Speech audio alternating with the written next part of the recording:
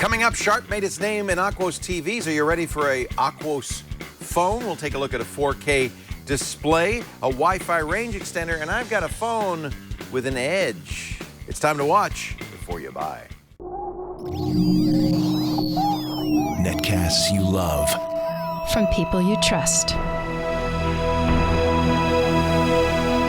This is Twit.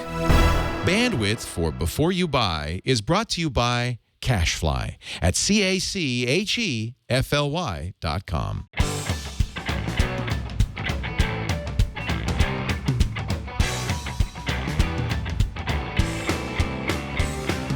Time for Before You Buy, the product review show where we get some of the latest, greatest stuff in here and give it to our staff to give you a real-world grasp on what it might be like to own such a thing. Speaking of such a thing, Jason Howell is here. He's from All About Android and is an Android expert. So we gave him something I didn't even know existed. I've had Sharp Aquos TVs. They were the early, nice LCDs. Those are the ones good screen. that they had George Takei, right? They went, oh my. And if George Takei saw this, he might say, oh my. It's an Aquos phone. It's kind of striking looking, too. It's the Sharp Aquos Crystal. And there's no bezels. Well, that's the thing. There's like 75% no bezel, right? You don't have any on the top and the sides. Just the bottom. You have a pretty large chin down here. Well, you got to do something. But you got, yes, exactly. And not to mention, you know, there's a front-facing camera you have to have somewhere. You have your sensors. You have your notification light. Yeah. They went ahead and put it on the bottom. So you have a little bit of an extra bezel down there. But for the most part, I mean, it's kind of futuristic looking when you see the screen going right up to the edge in person. It's a very interesting design choice. Well, I think that's one way to differentiate yourself nowadays, right? Absolutely, completely agree. Now this is, it's the Sharp Aquos Crystal. It's $240 off contract on Sprint. Or if you're going MVNO, Virgin, Boost, you can get it for $150. So it's definitely low to mid-range kind of spec territory here. It ain't Lollipop, but it is KitKat. It is KitKat, 4.4 KitKat. It's 1.2 gigahertz quad-core Snapdragon 400 processors, and a lot of the lower to mid-range devices like the Moto G. I keep wanting to say move it, we're getting a reflection, but that's... Oh yeah, that's the screen. Yeah, that's actually the screen. That's bizarre. That's the wallpaper on the back. But it's going over the top on the front. So what's interesting if you see it in person is that the glass, well, it's actually not glass, it's a plastic screen, protrudes off the top of the device. You can kind of see it separate there, and it's kind of a thick sheet of plastic on top. So it's kind of like the screen itself. You know, Sharp Aquos has, the line has a pretty nice, vibrant screen. And I would definitely say that this screen kind of falls into that category. It's a 720p screen, 5-inch device. Not IPS, it's LCD. LCD, okay. LCD, micro SD card slot on the back, underneath the flap, which, you know, kind of has this kind of dimpled approach that we're seeing a little bit more of. Can't say I'm a huge fan of the back. It feels pretty flimsy and plasticky, and to be honest, the first time I took it off, one of the snap tabs actually snapped off. Oh. So now... Oh. I know. Can you replace the battery? You cannot. It is a non-removable. Oh, see, that's frustrating. You get the back off, but the battery's glued in. Yeah, so it's under there. You can't get to it, but you do have your micro SD card slot if you want to expand the memory, of which there is 8 gigs on board. Is that all? That's all. Very light. So very light. You know, low to mid-range. That's exactly what they're targeting here. 1.5 gigs of RAM. Interesting. Don't normally see that extra 0.5 in there, but there you go. And then the 8 megapixel rear-facing camera, 1.2 megapixel front-facing camera down here. Now that's interesting. Brian, I don't know if you have the photos lined up. The last two are front-facing pictures. Feels like you're going to get a lot of the palm of your hand on this one. Well, and that's the thing, right? So like this is holding the phone the way you normally would to do a selfie, and you end up looking up your nose. Yeah. They recommend, and there's actually an on-screen notifier that tells you hold the phone up, hold it upside down, and you'll so when you're taking a selfie, it actually tells you to rotate the phone, which I suppose this doesn't look that strange, you know, when you're in the camera mode. So anyway, something to keep in mind. Since we're talking about the camera, first and foremost, it's definitely one of the downsides of the device. I took a lot of outside pictures. This is a low to medium light, I would say, and it looks okay. The problem is when you get really close to a lot of these pictures, you know, you zoom in, a lot of detail is lost, very pixelated. It's just not the kind of camera that you're gonna wanna take a lot of, you know, really great pictures that you're gonna hold on to. So there's that. The video also, I don't know if I put a video, you know, kind of washed out. Yeah. Like that was super colorful in person. And so just a lot of quality is kind of lost. Well, I can see how detail. blurry it is there. Yeah. It's just not very crisp. Yeah. But definitely the standout feature of the Aquos Crystal is kind of the display itself, the edge-to-edge bezel, you know, more of the design of the display. I will say that the plastic, the plastic layer on top is not very good at protecting itself from scratches. I don't know if you can see down there. There's already a scratch there, and I take pretty good care of my review units. That's why you want glass on there. Yeah, I mean, and if you know, if I was to turn this off and look at it closely, well, you'll just see smudges right now. But there's a lot of little micro scratches through there, you know, and I've been basically carrying it in my pocket for the last couple of weeks. Yeah. So that shouldn't happen, but there you go. But the display itself, the screen itself, I think actually looks pretty good. And it's definitely one of the highlights. What else do we have here? You know, weight-wise, it's a little heavier, a little thicker. Again, you know, it's the low to mid-range device category. So And it's 720p, and it's a 5-incher? 5-inch screen. Yeah. That's right. Okay. Which, man, just feels small to me after the Nexus I know, 6. we're spoiled. We But are. I have to say, I But it like the works. design. I think that the no bezels is unique. It is totally unique, and you know, I hope to see more of this. I will say one of my fears with a minimal bezel design is that you'd have unintentional touches registered on the edges, and I have experienced some of that. Yeah. Where suddenly something goes awry, and I'm like, how did that happen? Well, it could have only been, you know, my fingers holding the device on the side. So keep that in mind. Maybe the lack of bezel, you know, maybe a bezel is there to kind of prevent some of those phantom touches and stuff. Performance-wise, you know, it's a Snapdragon 400 processor, so doing things on an OS level is pretty straight. You can kind of see it a little bit jagged there, and especially like if you're doing anything in the background, like updating your apps through the Play Store or downloading something or whatever, everything slows to a halt, including web browsing. So do keep that in mind. The 400 processor is good for regular stuff, but not, you know, high performance stuff like you know, some of the advanced gaming that you'll find on Android these days. Battery life was great, and you know, partially that's because of the 720p screen. We're not driving a full 1080p screen, and really no complaints there. And then software-wise, you'll notice, I mean, this is all pretty much straight, you know, it's their own version of the launcher, but they didn't really customize it. Yeah, and I mean, even the settings, you know, there's minimal software features. This is stay on, so it detects when you're holding it, and it'll keep the screen on while you're holding it. There's also some other features for accelerometer style stuff. Is Sharp new to phones? Is this, I don't remember. You know, I have not seen another Sharp phone in the US. I don't believe this is their first, but I know they make them in Japan. Yeah, exactly. I think here in the US, you just really don't see them.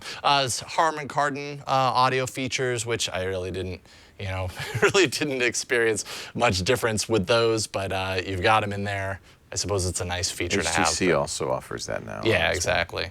But overall, I mean, it's a pretty stock experience. I will say that, you know, this is a Sprint device, and there's a bunch of preloaded apps, most of which you can uninstall, which is good because it's 8 gigs of storage, but some of the Sprint-specific apps stay there. And what bugs me more than anything when I see these kind of pre-installed apps is when you have a nice screen and the icons for the pre-installed apps are not updated. And so you get this mix of like blurry icons and everything else looking sharp, and it just, I don't know, for some reason that bugs me, but I suppose that's what you get. So that is the Sharp Aquos Crystal. I'd say the pros, you know, obviously the bezel-less design is unique and definitely eye-catching. The display itself looks great in person. I really liked it. And I'd say the phone, for its class, performs pretty well with standard slowdown, as you would expect with the Snapdragon 400 processor. And the battery life is very good as well. On the cons, it's fragile. You know, the exposed glass right up to the tip means if you drop this face down, you're going to get scratches. Or even on the corner, you might really damage the screen just by hitting the corner. True. I mean, it's out there, so there's nothing to protect it. So you probably want a case which will then eliminate the whole bezel, factor. The back plate also kind of delicate. So overall, it felt kind of fragile. Camera results, not so good. Limited availability because it's only Sprint and MVNOs. So you kind of have to be, a Sprint customer to even get in on this. So I suppose as my verdict, I'd have to say it's a try. I think value-wise, $240 unlocked, $150 unlocked if you're version or boost. Those are good prices, but it definitely has some downsides to it. So if style is what you're in for, you're going to get some points with the Sharp Aquos Crystal. But beyond that, there are It looks great, and it looks different, and that's Yes. something that you don't see a lot. Android phones have now become kind of all Completely of a agree. kind. I would love to see more phones kind of in this category because it really does feel kind of futuristic. They to do have make a bezel-less phone. 5.5-inch high-end version of this Okay. phone. So we should get a review unit That'd be of nice. that. I'd like to That's, see of course, that. much more expensive. I think an interesting try from Sharp, but not necessarily a buy. Yeah, definitely not a rush Jason. out and buy, no questions asked. Yeah, but a try. Yeah, Very good. Thank you, Jason Howell, host of All About Android. you bet. On the Twit Network. We gave Chad Johnson a 4K monitor. The brand new Acer Ultra HD monitor, and he had this review for us. Hello, my name is Chad. I'm with Twit and Before You Buy, and today I have a new monitor review for you. This is the Acer 4K 2K Ultra HD monitor. The model number is B286HK if you want to go out and buy this for yourself. I said 4K 2K, it's just another way of just saying 4K or Ultra HD. There's a lot of names going around. But the gist of it is that there is 3840 by 2160 resolution. That's 3,840 pixels by 2,160 pixels. Normal HD is 1920 by 1080. So you're getting an awful lot more pixels in this ginormous monitor. Has a lot of really nice features. One is a stand which swivels, so you can move it all around. It goes up and down, pan tilt. It also will rotate for very, very large monitor viewing.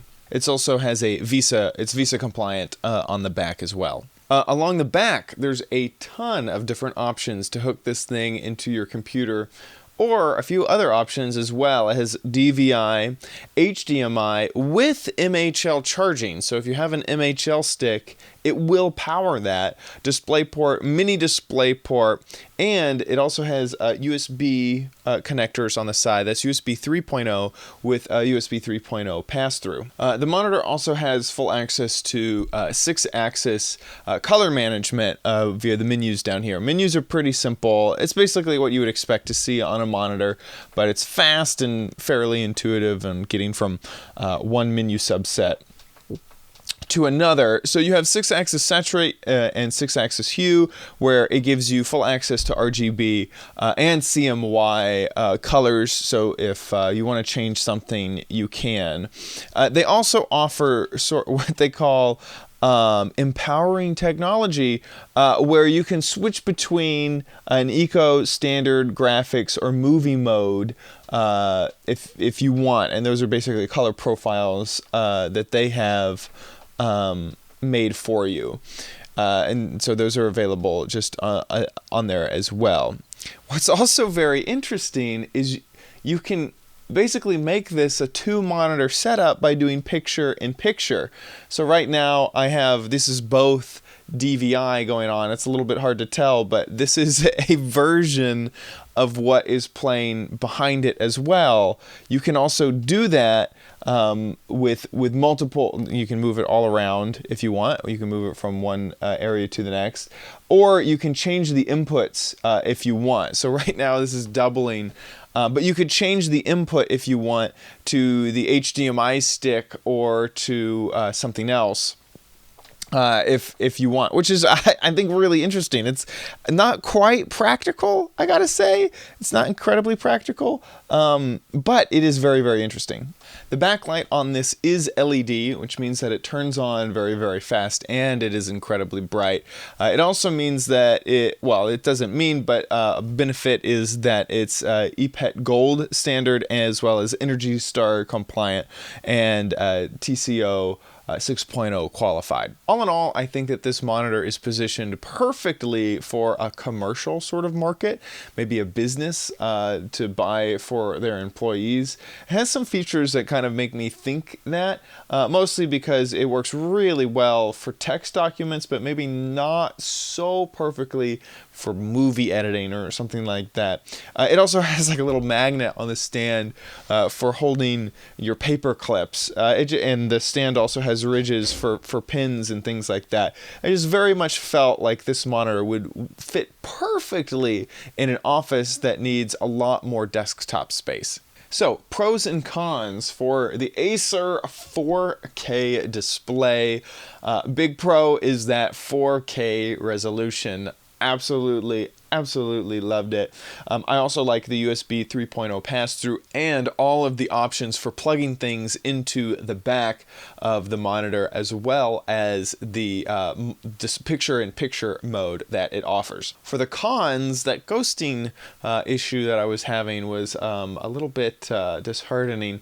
Picture quality in terms of blacks being very, very black didn't quite seem 100%. The MSRP on this monitor is $599, so $600. I would say that is a steal for what you get. The humongous display, 28 inches, is humongous. The amazing pixel density. And my cons about the color accuracy is not that big of a deal when you look at that price point. I would say that for the Acer B286HK 4K 2K Ultra HD resolution monitor coming in at 28 inches is a buy from me here. Thanks so much for watching this review. I'll see you next time on Before You Buy.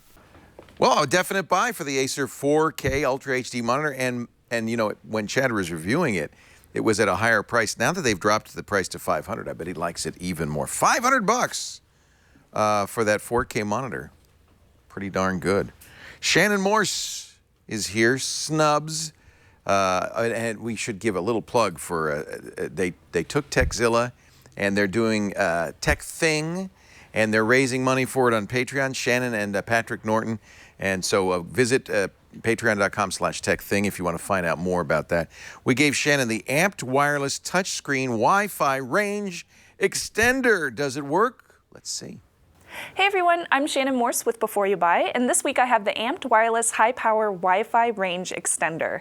The MSRP on this is $119.99. You can get about 800 milliwatts of power out of this. It enables you to have 2 wired ports as well as USB for shared files and directories and things like that. And you also have 300 megabits per second of speed. Now, you can get about 10,000 feet of wireless range with this, at least that's what they quote. And it works with B, G, and N 2.4 gigahertz wireless networks. Unfortunately, you cannot use this with AC wireless networks and 5 gigahertz, which kind of stinks. I have a lot of devices on 5 gigahertz. Now, this is supposed to be able to enable you to eliminate Wi-Fi dead spots. So if you're in a really, really big area, or you're for some reason in a Faraday cage and you don't have any Wi-Fi in your area, you can hopefully get more of a range whenever you connect this in your household or in your warehouse or wherever you might be. Now, this does have a touchscreen setup on the front. It is 480 by 320 pixels, and I noticed that it's a little non-responsive whenever you turn it on. You might have to click it a couple of times because it does take some pressure to actually make it respond to your touch. Now, it does have Wi-Fi access controls. There's signal coverage control on it as well. It does enable you to use Apple networks, so you're compatible with your Apple devices. You can use WPA, WPA WPA2 and WPS. And whenever you're not using it, you can also set this up to be a digital clock. So you can set it out on your desk and it'll be nice and pretty. It won't look obtrusive or anything. It's very small too, and it's very lightweight. It feels like it's under a pound. It's 5.8 inches by 5.4 by 1.4. So very, very small.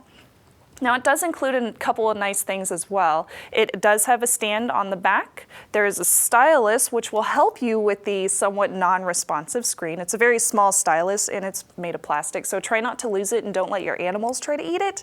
And there's an external RP SMA antenna. It looks like it's about 5 dBIs, but it's not quoted on their website, so I'm not exactly sure of the exact size of this antenna. However, when I used it in my testing, it did work and it definitely helped with the wireless in my household. Now, I was using this with my Samsung Note 4, and I set it up with the Wi-Fi analyzer application. Now, I was able to get about -40 decibel milliwatts on my current wireless network, and that went all the way down to -60 dBms whenever I walked really, really far away from my wireless network. Now, when I set this up in an area that still was able to gain somewhat of a range, it went down to -50 dBms. So that cut off about -10 with this extender. So that definitely helped with my download speeds. I was able to get about 4 megabits per second extra download speed, so not too much of an extra amount, but it definitely increased it. So on the pro side, it does work well. It's a very, very easy setup because, in fact, no computer is required. You can do everything from the touchscreen, and I love that about this. Now, on the con side, though, there is no 5 gigahertz or AC wireless, and the screen itself is very low resolution and it's somewhat non-responsive, so you might need to use the stylus more than what you would want to. So is this a buy, try, or a don't buy? I'm going to give it a buy, but only if you don't need any 5 gigahertz options. They do have 5 gigahertz Wi-Fi range extenders available on their website for a little bit over $100, so those options are available for you. And again, this is the Amped Wireless Wi-Fi range extender for your 2.4 gigahertz wireless networks. And I'm Shannon Morse, and this is Before You Buy. Shannon Morse of Hack 5 Snubs, we call her, and you can catch her not only on Hack 5, but watch for her and Patrick Norton to revive Techzilla as the Tech Thing, TEKTHING. Now, ladies and gentlemen, our news director, Mr. Mike Elgin, is here. I feel like, Mike, that we are guinea pigs for these smartwatches. Yes, we are. Like, they just keep giving us smartwatches. What do you think of that? What do you think of that? They have to give them to us because we wouldn't buy them. You and I are both Moto 360 Android Wear lovers, yes, right? Yes, We're happy with that's those. That's right, yes. But we gave you the Sony SmartWatch 3. This is the newest smartwatch. That's right. And Sony was way ahead of the game, right? They've had a smartwatch for years, actually. Right. They finally switched over to Android Wear, which is a good thing, of course, and here it is in all of its glory. Now, this is a while. Let me just go through some of the things. I'm not going to go into Android Wear, and we all know about Android Wear. Let's talk about the unique characteristics of this. First of all, the band is kind of cool. It just flips off like this. And what's great about this is this is a silicone band. It's kind of bland looking, but highly functional. So you set the sort of the size here, and then you just clip it on like that, and you're good to go. It comes off kind of easily, so it's not perfect. But that's one thing. Another thing that's really unique about this is this pops out. So this is called the Core. That was easy. Yeah, super easy. And of course, these are going to be replaceable. Right now, they just have green and black. Eventually, they're going to have all kinds of fruity colors. Are you worried about the watch falling out? No, it's not going to fall out. It's in there very snugly. Okay. It's a little clunky, like it kind of exposes some innards, and you have to essentially take it out from time to time.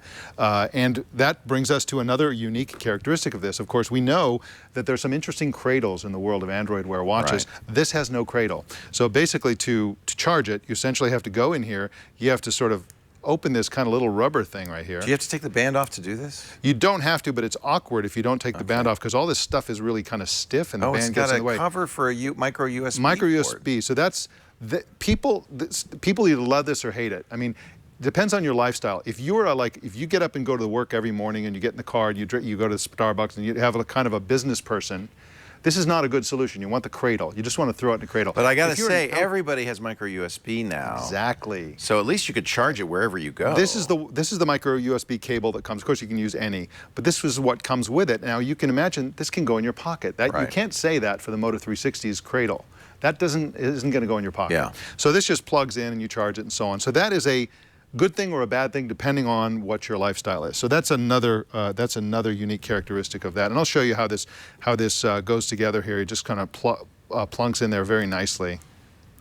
And again, that's not going to fall out. And that's just, again, that's an Android, that's just a regular Android Wear thing. The only thing people with Android Wear watches can do is, because the software is always the same, Right. is customize the hardware That's right. like that. So how they've done that, the biggest thing that they've done is they've built GPS into the watch itself. Ooh. So with this watch, you can leave your phone behind, you can go running, you can do all the stuff that you would normally do, and that's a big, big deal. That's huge. That's huge. Yeah. The other thing you can do is, of course, you can have music on this. Now, in order to use the GPS right now, you need Google My Tracks, which is a great app for Android. And you need an Android phone, because You the need an My Android phone, Tracks exactly. writes. You've got to have an Android phone for Right. Android Wear, really, anyway. Right. And you can, and if you use Google Play Music, you can load music onto the watch. Right. So now you're good to go. You can go running in the woods. So you don't need to have the phone with you. The GPS will just continue to Exactly. record the waypoints, and then when you get back to the phone, upload it to My Tracks. Is that kind of how it works? Exactly. Now, what you're already thinking, okay, this is a great fitness outdoor watch. I'm liking it, yeah. But it has one weird omission for an outdoor fitnessy kind of watch. It doesn't have a heartbeat monitor of any kind. So that's becoming kind of standard with smartwatches. It doesn't have that. It's got a let's talk about the downsides. It's got a very bad screen. This is a yellowish, washed out colors. It's vastly inferior to the LG G Watch R or the LG G Watch or most of the smartwatches that are out there. It's going to be way worse than the Apple Watch. Yeah. I'm certain of that, in that sense. But this is a very practical watch. It's $249.99, so it's a little on the high side. It's kind of heavy. It's 76 grams. Now that compares to the Moto 360, which is under 50 grams, and the LG G Watch R is just over 60. Again, this is 76 grams, so it's kind of heavy. That must be the GPS radio. Exactly. Right? Right. It has a huge battery in it for the GPS. Ah. Right. That was my question. Does the GPS drain the battery? It does. If you're really hitting the GPS hard, it drains the battery. But if you're not, it gets slightly better than average battery life compared to other comparable watches, and that's fair enough. It has a pretty hefty battery in there. It does have it's a 420 milliamp per hour battery. It's got all the standard stuff, Bluetooth 4.0. That sort of thing. So this is another thing. It's waterproof, dustproof. It's a sort of waterproof. It's IP68 rated. So it's like genuinely waterproof. It's not just take a shower in it. You could swim. You could jump in the water. You could jump in a swimming pool with this thing. This would be great for swimming. Oh, sure. Yeah, absolutely. One weird artifact of that usage is that if you're doing the dishes or something, drops of water will activate the screen. And so, yeah, so watch out for drops of water. If it's raining, you're going to call somebody, right? And this doesn't, of all the Android Wear watches, I like the Moto 360 best, but this one looks pretty nice. I'm liking the LG G Watch R as well. And the R is pretty, that's a really nice. I like the round ones. I think the round ones look better. Now, I wasn't going to recommend this. It's got a lot of downsides. The silicone thing kind of attracts lint and stuff like that. So I have to be constantly cleaning it. You get music, right? But you need Bluetooth headphones. Right. Which is not a big deal. If you have them, it's great and so on. It's unfashionable. This is a functional, utilitarian watch for people who are going to be outside or traveling. And I wanted to not recommend it, but I'm going to recommend it simply because it has the GPS. We all want GPS in the watch. Yeah. Yeah. You want to be able to leave the phone behind, go running, go hiking, do whatever you're going to do. And this is one of the few watches, maybe the only Android Wear watch that enables you to do that. And so I'm going to give it a buy. I think this is a good, solid, sturdy watch for people who don't care so much about aesthetics, but do want the functionality of a built-in GPS and some of the other features that I mentioned. That's really kind of an amazing. It's a runner's watch. Yes. Primarily, it sounds like. No heart rate, but, big deal. It's also kind of a traveler's watch. If you like to travel light and you're going to go into, the tropics or something, you don't know if it's going to rain. Right. You want to be able to track where you go, that sort of thing. This is a great watch for that sort of thing. The Sony SmartWatch 3, Android Wear based. That's right. Does it have 5.0 Android Wear? It has the latest yes. Android Wear? Yeah, It must if yes. it's playing music. Yeah. I think that's a feature of the new one. Yeah. Yes. Very good. And so you say a buy. It's a buy. No, give it a buy. You know what? I have to say, Apple's going to have a little bit of a challenge with the Apple Watch because I think Android Wear is at a point of maturity now where there's some very good choices. As you mentioned, the LG G Watch R, the Sony SmartWatch 3, and the Moto 360. All of them have have something to say in their favor. Absolutely. Thank you. Mike Elgin, news director. You can catch him every Monday through Friday for your daily dose of tech news. TNT, 10 a.m. Pacific, 1 p.m. Eastern Time, 1800 UTC on Twit. And by the way, everybody loved, and if you haven't seen it, you still can download them, the last week's holiday specials that you did. You picked 5 hot button topics, had experts on to debate them. We did. What were the topics that you did? The topics were women in technology, the right to be forgotten, the Sony hack, wearable computing, and there must have been another one. I'm sure. I'm spacing on it now, but whatever it was really great. Unforgettable. They were great, and you can get them on twit.tv/TNT. They're right. still there and available for download, and still very timely. I mean, and will be for some time to come. These were topics that we'll be continuing to discuss, I'm sure, well into 2015. Thanks, Mike. You're doing something for tomorrow for the New Year's Eve party? That's what I hear. It sounds scary, and it's going to be weird, but I'm looking forward to it. Should I wear stretchy pants? That's my only question. Yeah, I think so. Yeah, for sure. I have the stretchy tuxedo pants, I believe. I should get those if I don't. Finally, we're going to wrap up with a look at something that Samsung announced when it announced the Galaxy Note 4, which I think many agree is, if not the best smartphone of 2014, certainly one of 2 or 3 best smartphones of 2014. The stylus, the heart rate monitor, removable back means removable battery, SD card support, easily the best camera in the Android space, just a remarkably good camera, 16-megapixel camera, and a fabulous screen, probably the best screen on the market today. Well, at the same time as they announced the standard Galaxy Note 4, they announced the Galaxy Note Edge, which was a Note 4, essentially, slightly smaller screen, same number of pixels on the screen, but with the addition of a 160-pixel side screen. I'm going to show you on the close-up camera so you can see. Now, I've got a screensaver on the side screen, which is a bubble, like a little bubble machine, and you can program those. But let me swipe to show you the kinds of things you can do with this side screen. So notifications will show up here. You don't have much control over which notifications will show up. You could put some special apps in there, and look, it even has an app folder, which I can slide out. So when I tap the app from the Edge screen, it just launches the app in the normal way. So it's really like an app launcher screen.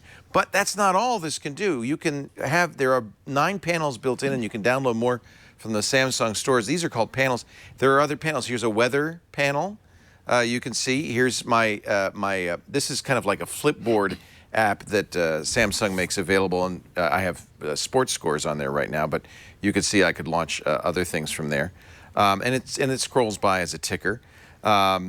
This is a game called Memory Match. So there's a lot of stuff you can do on here. It also comes with some specialized apps designed specifically for the Edge. But this is where I started to run into trouble. Let me go back here. It's when correct me if I'm wrong, because you were watching this Samsung event with me. Yes. Did they not say that the point of the Edge is you could be at a board meeting, and you could have your phone sitting on the table, and you'd read the Edge, right? Right. Well, let's say, okay, I want to record that board meeting, so I tap the recording. Wait, it's upside down, and this is so strange to me. I don't understand why the orientation is this way. Now they say, and so I've been looking. They say, well, we have a left-handed mode. Oh, that's good news. I can turn on the left-handed mode. That's because if you hold this in your right hand, I guess the Edge makes more sense. But if you hold it in your, I don't understand. The left-handed mode is to turn this upside down, and then the Edge is on the other side. But the problem with that is now everything's reoriented. The home button's upside down, and your Samsung is upside down, and that don't make any sense to me at all. So I feel like they had an idea here. Look at this, is really useful. A ruler, a 4-inch ruler. But for some reason, it's all upside down. I'm not sure I really understand why that is. The other thing that was weird about this when they made the announcement is that they said there was an SDK just for the sidebar. Yeah, I haven't seen a third party yet, but I presume there will be. Right now, there are a few additional apps in the Samsung store. So if you look, by the way, the review is simple on this because it's in every way the same as a Galaxy Note 4. Same processor, same screen, slightly smaller, but the same specs. In all respects, same camera. There is a little bit of a difference here. Of course, the metal band that goes all the way around the Galaxy Note 4, it does not, obviously, cannot go all the way around. So you have this kind of screen, which actually doesn't feel weird in the hand. They're pretty good at, by the way, at stray button presses, rejection of stray signals.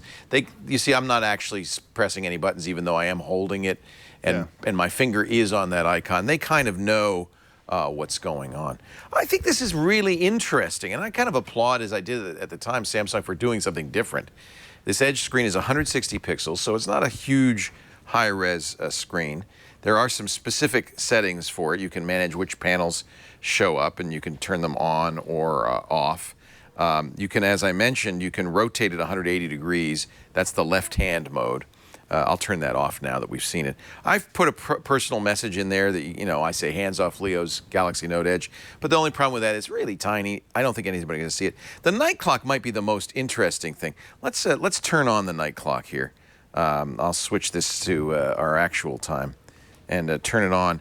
And maybe I'll have to, oh, that's another thing that's changed. Because there's no place for the side button, you have to put the button in the iPhone position on the top.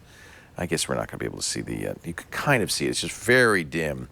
If the room were dark, you would see that there's a little clock. Can you see that at all?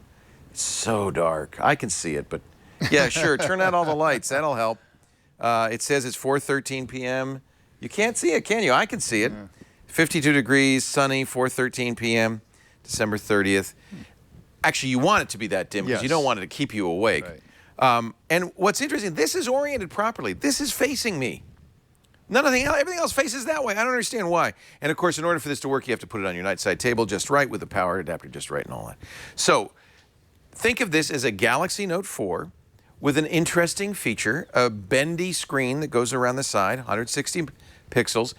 Not yet any special stuff on here, but presumably there will be. And there's a fairly complete, you can see this is a Sprint phone, so there's the Sprint zone. There's some Sprint stuff on here. There's the standard stuff, the camera. This also, actually, I should show you the camera, because the camera controls are on the Edge screen as well, which really isn't the ideal place. There's really no good way to hold that. So I'm not crazy about that. But that's an interesting use for that, to use this for controls so that the camera screen is completely free. Gosh, I don't, pros and cons. Well, the Pro is unique, it's different, and in some use cases, like the night clock, it makes a lot of sense. And it's an eye catcher. It's the kind of thing you bring this to work or school. People are going to say, "Wow, what is that? That's kind of cool." I like how it looks. I really do. I think it's very space age looking. The con is it's not particularly functional, and I don't know. It just bugs me that it feels like when I press this record function, the record button should be facing this way, shouldn't it? Am I wrong?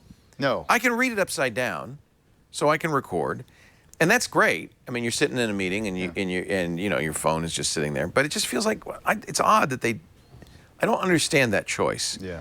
I guess I have to give that a con. The other con is it's $120 more than a Galaxy Note 4. You're paying a lot of money for this little bitty. That's almost $1 a pixel. So try, buy, don't buy. I think unless you look at this and you go, oh, gotta have it, it's a don't buy. Some of you will say, I am willing to, be a little different, to have something new and exciting and different. I am willing to put up with some of the negatives on here. Mm-hmm. But most of us, the Galaxy Note 4 is such a great phone. I just feel like for most of us, for $120 less, you're actually getting something that's a little bit more usable. So there it is, ladies and gentlemen. The Galaxy Note Edge from Samsung. It's a do not buy unless you're one of those people who just says, I have to have the neatest, coolest, only one in the whole building who has it phone. And you will attract attention as you walk down the hall. That's me. That's why I would buy it. It's sexy. Yeah. In a weird way. Yeah. Absolutely. But I just feel like I'll be fair, I haven't used it for weeks and weeks, so I haven't used it long enough to know if I would maybe get used to it. It does feel a little weird to be holding the phone in such a way that your hand, no matter how you hold it, is on the screen. Yeah. It feels like I shouldn't. Anyway, there it is. I was very interested to see it, so I'm glad I got to try it. The Galaxy Note Edge, $429.99 with contract on Sprint, $840. $840 That's like iPhone off territory. Yeah, when you put it that way, it's actually cheap, right? Yeah, right.